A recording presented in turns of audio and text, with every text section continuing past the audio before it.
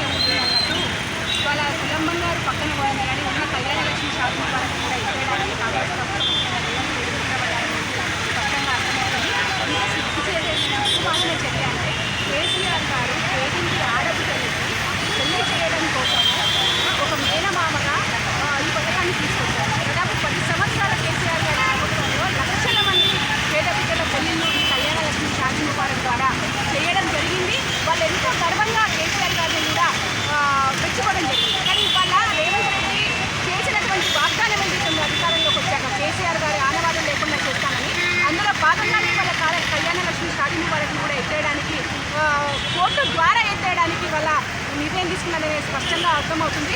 కాబట్టి దీన్ని బీఆర్ఎస్గా చాలా తీవ్రంగా ఖండిస్తున్నాం. ఎందుకంటే ఇది తెలంగాణ ఆడబిడ్డలకు సంబంధించినటువంటి విషయం.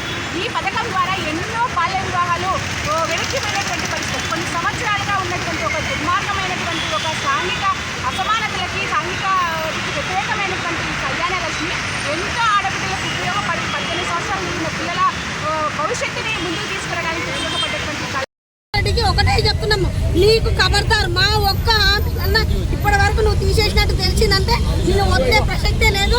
దీన్ని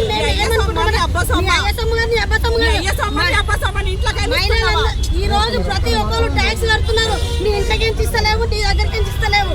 కాబట్టి దీని మీద ఊకునే ప్రసక్తే లేదు.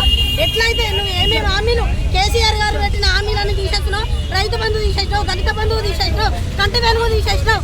కాబట్టి దీని మీద చాలా ఖండిస్తున్నాము. మేము ఊపునే లేదు. మహిళలను ఈరోజు కోటేశ్వరం నేర్చుకున్నాను దుర్మార్గులవి. ఈరోజు నీకేం రోగం వచ్చింది? మహిళలను నేర్పిస్తావు, మొత్తం ఎవరిని పడితే వాళ్ళని నేర్పిస్తున్నావు. అంటే నీకు ఇంత నీచమైన గవర్నమెంట్ మేము సిగ్గుచాడు అనిపిస్తుంది. మేము చాలా దీనికి ఖండిస్తున్నాము. మేము ఏడికైనా సిద్ధమే. రేవంత్ రెడ్డిని ప్రసక్తే లేదు. రేవంత్ రెడ్డి ఎక్కడ పోయినా కాంగ్రెస్ ప్రభుత్వంలో ఉన్న మినిస్టర్లు కానీ ఎమ్మెల్యే